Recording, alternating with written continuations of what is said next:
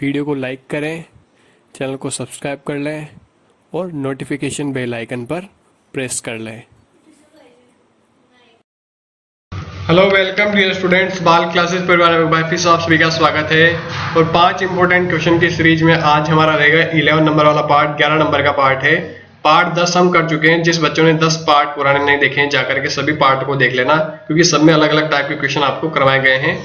तो और कुछ ट्रिक्स भी आपको यहाँ पे बता दूंगा, जिससे क्या होगा कि आपके क्वेश्चन जल्दी हो जाएंगे और 5 नंबर आपके पक्के होने वाले हैं। तो क्लास को लास्ट तक जरूर देखना है। और जिस बच्चे ने चैनल को अभी तक सब्सक्राइब नहीं किया, फटाफट से चैनल को सब्सक्राइब कर दो, वीडियो को लाइक कर दो जल्दी से, और नोटिफिकेशन बेल आइकन पर क्या कर दो, आप प्रेस कर लो एक बार, ताकि पता लगेगा आपको हमेशा अगली क्लास का। देखो एक क्वेश्चन आपके सामने, एक मोटिवेशन कोट आपके सामने लिखा गया है। कोई लक्ष्य मनुष्य के सांस से बड़ा नहीं है, हारा वही है जो लड़ा नहीं। यानी कि आपने अगर सोच लिया, आपने पूरी तैयारी कर ली कि मुझे नवोदय में सिलेक्शन लेना है, तो फिर आपका सिलेक्शन होने से कोई नहीं रोक सकता। तो इसी उम्मीद के साथ में हम बढ़ते हैं कि आपका सिलेक्शन पक्का हो। क्वेश्चन करते हैं फर्स्ट में। तो फर्स्ट क्वेश्चन आपके सामने आने वाला है। देखो फर्स्ट क्वेश्चन आपके सामने आ चुका है। तो जिस बच्चे ने अभी तक लाइक नहीं किया है, लाइक कर दो। और फर्स्ट क्वेश्चन जो आ चुका है इसको करो जल्दी से सोल्व। क्वेश्चन को समझना है वीडियो रोक करके, फिर बाद में करना है आपको। 22.5 मीटर पर सेकंड की चाल से जा रही एक कार 50 मिनट में कितनी दूरी तय करेगी। यानी कि 50 मिनट में कितनी दूरी वो तय करेगी। डिस्टेंस आपको ज्ञात करनी है, दूरी। तो डिस्टेंस का फॉर्मूला आप सभी को पता है, या नो। टाइम मल्टीप्लाई क्या होता है, स्पीड होता है। ठीक है, समय को किससे गुणा कर देते हैं हम, चाल से। अब यहाँ आप समझो क्या करना होगा हमको, थोड़ा इस तरफ देख लेते हैं। समय जो दे रखा है आपको, समय को आप किस में दे रखा है, मिनट में, तो इसको चेंज कर लो आप घंटे में, 50/60 करके। ठीक है, हावर में चेंज हो जाएगा। 1 0 से 1 0 काट लोगे तो कितना बच जाएगा यहाँ पे, 5/6 घंटे। ठीक है, लिख दिया आपने। चलो अब जिसकी जो चाल दे रखी है, चाल को भी आप किस में बदलो, मीटर पर सेकंड में आपको चाल दे रखी है। ध्यान से देखो, मीटर पर सेकंड दे रखा है ना, तो इसको क्या करोगे आप, किस में चेंज करोगे, किलोमीटर प्रति घंटा में चेंज करोगे। क्या करोगे इसके लिए आप 22.5 को इससे गुणा कर दोगे आप 18/5 से। ठीक है, जब किलोमीटर से हम जाते हैं मीटर पर सेकंड की तरफ, तो किससे गुणा करते हैं, 5/18 से।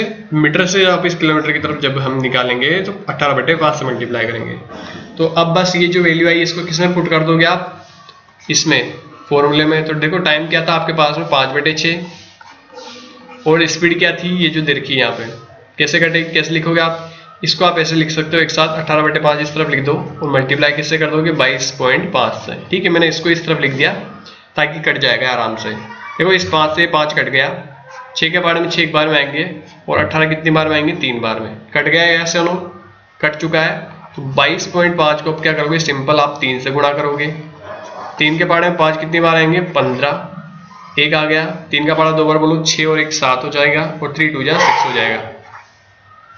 तो 2 संख्या के बाद पॉइंट लग जाएगी यहाँ पे, 67.5 किलोमीटर। क्या आ गई आपकी, ये दूरी आ चुकी है। मतलब इतनी दूरी उसने तय करी है। ऑप्शन डी हमारा यहाँ पे राइट आंसर होगा। सभी बच्चों को समझ में आ गया तो कमेंट बॉक्स में यस टाइप कर देना आप। ठीक है, आगे बढ़ते हम क्वेश्चन नंबर 2 करते हैं। क्वेश्चन को समझो फिर करो। देखो क्वेश्चन क्या लिखा गया है, एक वस्तु का क्रय मूल्य वस्तु पर अंकित मूल्य का 64% है। खरीद पर 12% की छूट देने पर प्रतिशत लाभ होगा। देखो प्रतिशत छूट आपको दे रखी है, तो समझना पड़ेगा क्वेश्चन क्या होता है। क्रय मूल्य होता है, एक तो आपको पता होगा जिसमें आप क्या करते हो, वस्तु को खरीदते हो। एक होता है आपका विक्रय मूल्य, जिसपे आप क्या करते हो, बेचते हो।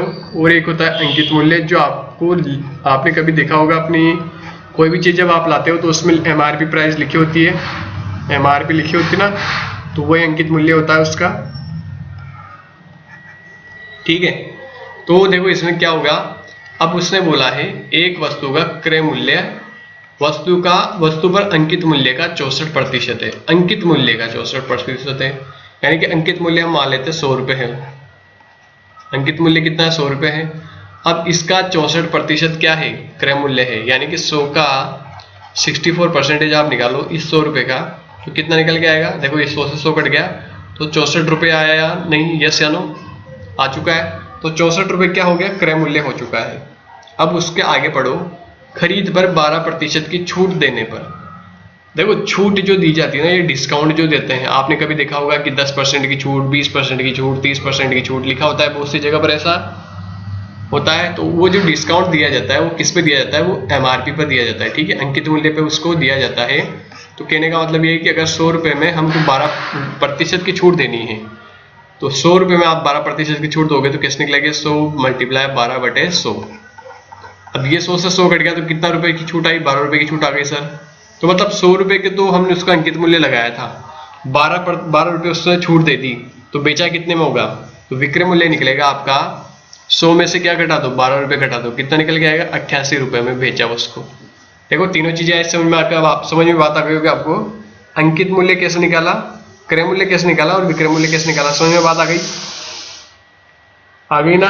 चलो अब हम करते हैं इसका प्रतिशत लाभ। देखो लाभ कैसे निकालते हैं, क्रय मूल्य में से विक्रय मूल्य अगर ज्यादा हो, क्रय मूल्य से विक्रय मूल्य ज्यादा हो तो क्या होता है, लाभ होता है। तो यहाँ पर देखो विक्रय मूल्य 88 रुपये है और क्रय मूल्य 64 है, यानी कि ज्यादा है, तो प्रॉफिट परसेंटेज निकल जाएगा आपके। परसेंटेज लाभ किस निकालते हो, विक्रय मूल्य में से आप क्रय मूल्य घटा दो, यानी कि 88 माइनस 64 कर दो 64। अब देखो इसमें किसका भाग दोगे, क्रय मूल्य का, यानी कि 64 का भाग दोगे और मल्टीप्लाई क्या कर दोगे, 100। ये किसका फॉर्मूला है, प्रतिशत लाभ निकालने का फॉर्मूला। आप रट के चले जाना दोबारा एग्जाम में। देखो 88 में से 64 जाएंगे, कितने बचेंगे, 8 में से 4 गए तो 4, 8 में से 6 गए तो 2, 24/64 मल्टीप्लाई कर दो 100 से। अब ये तो आएगा आपके पॉइंट में, तो पॉइंट में देखो ए आंसर तो होगा नहीं और बी भी नहीं होगा, क्योंकि सी या डी हमारा आंसर हो सकता है। तो आप एक इसको काट कर देख लो, देखो किससे कटेगा, 2 से काटो एक बार, ये 12 बार कट जाएगा। 2 से 64 कितनी बार कटेगा, 3 बार, और 32 बार कटेगा, ठीक है। अब 2 से एक बार और काट लो, 6 बार जाएगा, और 2 से ये 16 बार चला जाएगा। 2 से फिर काट लो, 3 बार चला जाएगा, और 2 से ये 8 बार चला जाएगा। 100 को 3 से गुणा करोगे तो कितना आएगा, 300/8।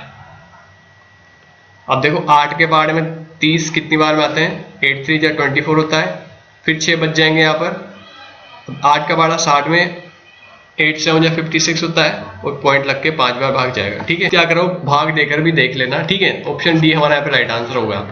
बात समझ में आ गई आपको, ये भाग देके आप देख लेना खुद से, 300 में भाग बनाकर देख लेना इस प्रकार, ताकि आपको समझ में आ जाएगा किससे पॉइंट में भाग गया पूरी बार। आगे बढ़ते हम क्वेश्चन नंबर 3 करते हैं। 3 नंबर वाला क्वेश्चन ध्यान से समझो और फिर करो इसको। ये भी अच्छा क्वेश्चन है, टाइम स्पीड एंड डिस्टेंस का क्वेश्चन है। उसमें उसी के ऊपर एक क्वेश्चन लिखा गया है, एक बस 9:45 प्रातः 80 किलोमीटर घंटा की चाल से चली, वह अपने गंतव्य से 300 किलोमीटर दूर है, पर कितने बजे पहुंचेगी। मतलब 300 किलोमीटर उसको चलना है, स्पीड दे रखी है, टाइम आपको निकालना है। तो पहले तो टाइम आपको पता होना चाहिए, टाइम का फॉर्मूला क्या होता है, समय का फॉर्मूला होता है डिस्टेंस अपॉन स्पीड, ठीक है। दूरी बटा क्या होती है, चाल होती है। तो दूरी क्या है आपकी 300 किलोमीटर है, इसमें चाल का भाग डलवाने की 80 का भाग दे दो। अभी हमने पिछले क्वेश्चन में भाग दिया था ना, देखो इस 0 से ये 0 आपकी कट जाएगी। 8 के बारे में 30 नहीं आता, तो देखो इसमें आप इस प्रकार से भाग बना के दे लो, 30 में भाग दोगे 8 का, 8 3 या 24 होता है, 24 आ गया। कितना बचेगा यहाँ पे, 6 बचेगा। अब 8 का टेबल इसमें नहीं आता तो पॉइंट लगाओ आप 0, तो यहाँ आ जाएगी 0। 8 का टेबल इसमें जाएगा 56 बार, और क्या बचेगा, 4 बचेगा। अब पीछे 0 लगा दो तो कितना आएगा, 8 का पारा 40 में जाएगा 5 बार, 3.75 ये आया ना। इसको कैसे लिखोगे, आगे वाली जो संख्या वो तो किसमें दे रखी है, हावर में, ये वाली संख्या तो किसमें आ जाएगी, घंटे में आ जाएगी आपके। और पीछे वाली जो 0.7 है इसको बदलना पड़ेगा आपको, किसमें, घंटे में बदलने के लिए आपको किससे गुणा करेगा, किससे गुणा करोगे, 0.75 को मल्टीप्लाई करना पड़ेगा आपको 60 से, ठीक है।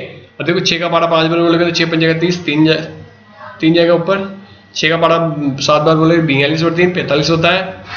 और 2 संख्या के बाद देखो इसके एक 0 हो रहा है ना, तो ये भी 0 लग जाएगी। अब 2 संख्या के बाद पॉइंट लगाओगे तो पॉइंट के बाद आपकी आएगी 2 0 आ जाएंगी, मतलब 45 मिनट। तो कैसे होगा, इसको मिनट में चेंज कर दिया आपने, तो क्या कहोगे आप, 3 घंटे और 45 मिनट क्या लेती है, समय लेती है चलने का। ये तो हो गया। अब वो प्रातः कितने बजे चलती है, 9:45 में चलती है, यानी कि 9:45 पे वो रवाना हुई, ठीक है। ये प्रातः यानी कि सुबह का समय है।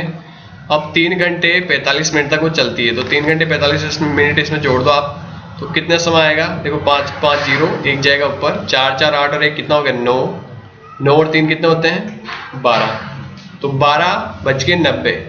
अब 90 को आप क्या करो 60 इसमें चेंज कर लो, 60 घटा दो यहाँ से और 1 यहाँ प्लस कर दो, क्योंकि 1 घंटा यहाँ से हट करके इस तरफ आ गया ना, 30 बच जाएगा यहाँ पे, और यहाँ पे कितना बचेगा 13 हो जाएगा। तो 13:30 का मतलब होता है 1:30।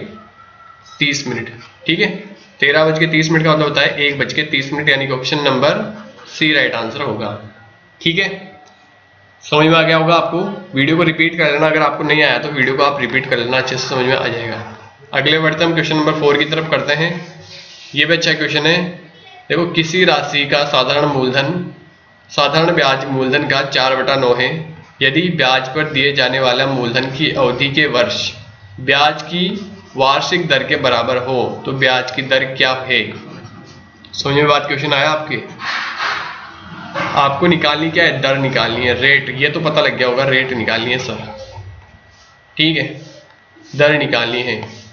अब किसी राशि का साधारण ब्याज मूलधन का 4/9 है। ठीक है, यानी कि मूलधन जो है इसका 4/5 क्या है, साधारण ब्याज है। ठीक है, और मिश्र धन भी आपको बताना है। मिश्र धन भी पता लगे तभी तो आप क्या निकालोगे, साधारण ब्याज निकालोगे। अब मूलधन देखो क्या है, मूलधन का 4/9 भाग है ना, यस या नो। तो ऐसी संख्या लो आप जो 9 से कट जाए। तो आप मूलधन मान लो यहाँ पे कितना, 9 रुपए मान लो। ठीक है, क्योंकि नीचे वाली जो संख्या है वही आप मूलधन मान लो। तो साधारण ब्याज क्या हो जाएगा, 9 का 4/9 हो जाएगा। 9 से 9 कट जाएगा तो साधारण ब्याज कितना आएगा, 4 रुपये आएगा, यस या नो। और मिश्रधन क्या होता है, मूलधन साधारण ब्याज जुड़ जाते हैं तो मिश्रधन आ जाएगा आपके 13 रुपये। 9 और 4 को जोड़ दोगे तो कितना आएगा, 13 रुपये। क्या आ गया, मिश्रधन आ चुका है। अब दर का फॉर्मूला आपको पता होना चाहिए, सिंपल इंटरेस्ट यानी साधारण ब्याज गुणा 100 बटा पी यानी कि मूलधन आ जाएगा, और नीचे आता है टाइम। ठीक है, पी का मतलब होता है मूलधन और मिश्रधन यानी अमाउंट होता है। तो अब देखो साधारण ब्याज क्या है, यहाँ पर 4 रुपये आपके पास में है, यस या नो। गुणा क्या कर दोगे 100 से, और पी यानी कि मूलधन आपने कितना माना था, 9 रुपये, देखो इधर का, तो 9 नीचे आ जाएगा। अब मल्टीप्लाई।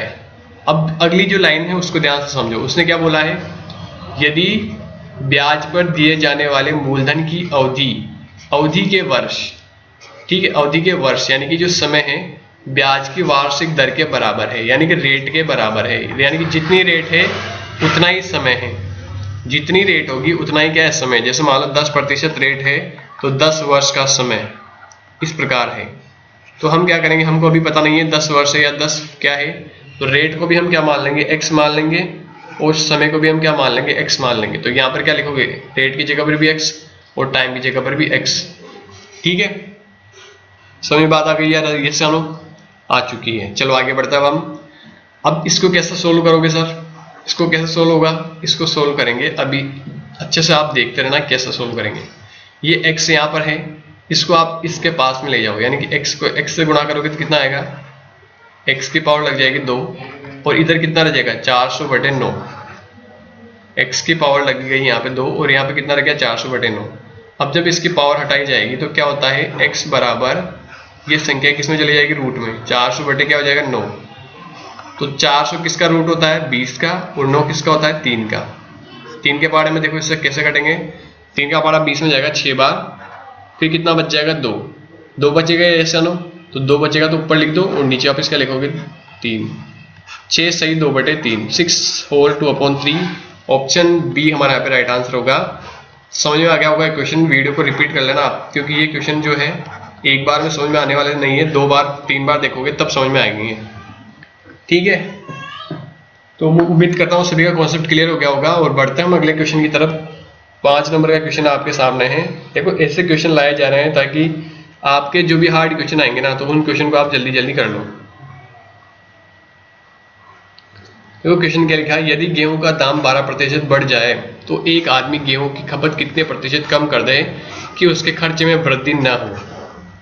फॉर एग्जाम्पल, एक आदमी के पास में 100 रुपये है, ठीक है, तो 100 रुपये में जितना भी उसको पहले क्या होता था, 100 रुपये उसके पास है, तो वो 100 रुपये में मान लो 10 किलो यहाँ पर गेहूं खरीद लेता था। ठीक है, कितने गेहूं खरीदता था, 10 किलो। अब गेहूं के दाम 12% बढ़ गए मतलब 100 से कितना हो गया, 112 हो गए। 12% बढ़ गए ना, तो 100 से कितना हो गया, 112 रुपये हो गए। तो अब क्या करता है वो, जो यहाँ पर क्या खरीदेगा, गेहूं खरीदेगा, उसमें क्या करेगा, कमी कर देगा। ठीक है, कमी करेगा, क्योंकि कमी करेगा तभी तो उसके वापस सही हिसाब बैठ पाएगा। तो ऐसे जब क्वेश्चन आ जाए तो इसमें क्या करना होता है, आपको एक फॉर्मूला आप लिख लो कि रेट 100 प्लस रेट मल्टीप्लाई करना होता है 100 से। ठीक है, अब ये कब है, प्लस कब है, जब उसके खर्चे में वृद्धि हो। ठीक है, खर्चे में अगर वृद्धि हो रही है तो इसको जोड़ देना, अगर यहाँ कमी हो रही है तो घटाने के लिए। तो रेट कितनी देर की आपको 12% है। अब यहाँ पर नीचे देखो 100 प्लस आर का मतलब रेट है, तो 100 प्लस क्या कर दोगे 12 मल्टीप्लाई कर दोगे 100 से। तो 12/112 मल्टीप्लाई किससे करोगे, 100 से। ये इसका शॉर्ट तरीका है। अब देखो इसको काटना तो आपको आना चाहिए, 2 से काटो इसको 6 बार, 2 से कितने बार कटेगा, 5 बार, और ये 6 बार, 56 बार चला जाएगा। इसके बाद में फिर 2 से कट जाएगा कितनी बार, 3 बार, और फिर कितने कटेगा, 27 बार कटेगा। 27 बार नहीं कटेगा, 28 बार कट जाएगा। ठीक है, तो 300 अपॉन, इस तरफ लिख देता हूं मैं, 300 अपॉन कितना आया, 28 आ चुका है। यही होगा। तो अब इसको फिर से आप 2 से काट सकते हो। देखो 2 से कटेगा 14 बार चला जाएगा, और 2 से एक बार जाएगा, फिर यहाँ आएगा 1, 2 का 5 बार चला जाएगा, फिर 0 आएगा। फिर 2 से काट लो 7 बार चला जाएगा, 2 का पारा 15 में 7 बार जाता है, 1 यहाँ बचेगा, 2 बार चला जाएगा, 5 बार चला जाएगा। अब 75 में 7 का भाग दे सकते हो आप। देखो 7 का भाग 75 में कितनी बार जाएगा, 7 8 जा 56 होता है, 7 9 जा 7 10 जा 70 होता है, 7 10 जा 70 हो जाएगा, फिर 5 बचेगा ऊपर और 7 नीचे आ जाएगा। 10 सही 5/7 क्या आ गई उसकी, कितनी प्रतिशत उसने खर्चों में वृद्धि कर दी। ठीक है, मतलब कितने प्रतिशत उसने कम कर दिया। ऑप्शन नंबर देखो यहाँ पे सी हमारे यहाँ पे राइट आंसर होगा। ठीक है, समझ में बात आ गई होगी आपको, क्वेश्चन समझ में आया। यस हेलो, क्वेश्चन समझ में आ चुका है आपके। आगे बढ़ते हम क्वेश्चन नंबर 6 में कब बढ़ते हैं। ए कोई काम 6 दिन में कर लेता है, बी उसी काम को 9 दिन में कर देता है, दोनों मिलकर काम करेंगे तो वही काम कितने दिन में पूरा किया जा सकता है। मैंने पहले भी इस टाइम एंड वर्क का कॉन्सेप्ट पढ़ाया है। देखो ए यहाँ पर है, बी यहाँ पर है। ए काम करता है 6 दिन में, बी काम करता है 9 दिन में। तो इनका कुल काम आपको निकालना पड़ेगा, कुल काम। ठीक है, कुल काम कितना है, कुल काम निकालने के लिए 6 और 9 का क्या लोगे आप, एलसीएम लोगे। कितना एलसीएम आएगा, ध्यान से चेक करो, 18 एलसीएम आ जाएगा इनका एलसीएम, यानी कि कुल काम कितना आ गया, 18 आ चुका है। अब 6 के बारे में 18 कितनी बार में आएंगे, 3 बार में यहाँ लिख दो। 9 के बारे में 18 कितनी बार में आएंगे, 2 बार, इसके सामने लिख दो। ठीक है, इस प्रकार आपको करना है। ये इनकी कैपेसिटी आ गई है, काम करने की क्षमता। अब इन दोनों को जोड़ दो, यानी कि 3 और 2 कितना होता है, 5। अब देखो क्या निकालना है, दिन। दिन कैसे निकलते हैं, दिन निकलते हैं, ये टोटल जो वर्क है, टोटल काम में किसका भाग दोगे आप, कैपेसिटी के, यानी कि क्षमता का भाग दोगे। तो टोटल काम कितना है आपके पास में, 18। 18 में किसका भाग दोगे, ये जो 5 है इसका। 5 का बाड़ा देखो 18 में कितनी बार जाएगा, 3 बार, और फिर 6 बच जाएगा। पहले 3 बच जाएगा तो 30 हो जाएगा, 3.6। ठीक है, ये भाग आप बना करके दे लेना। ऑप्शन सी हमारे यहाँ पे राइट आंसर होगा। देखो कितना आसान तरीका था। इसी तरीके से आपको क्वेश्चन वहां पर करके आने हैं। ठीक है, तो ये क्वेश्चन कैसे लगे आपको, आज क्लास कैसे लगी। Thank you for watching. जिस बच्चे ने चैनल का तो अभी का सब्सक्राइब नहीं किया है, चैनल को सब्सक्राइब कर दो, वीडियो को लाइक शेयर कर दो, और टेलीग्राम ग्रुप को ज्वाइन कर लो। उसमें आपको वीडियो का नोटिफिकेशन सबके पहले मिलेगा, और भी बहुत सारी पीडीएफ आपको वहाँ पर प्रोवाइड की जाएगी। लाइक और शेयर जरूर करें और हमारे साथ जुड़े रहिए। Thanks for watching.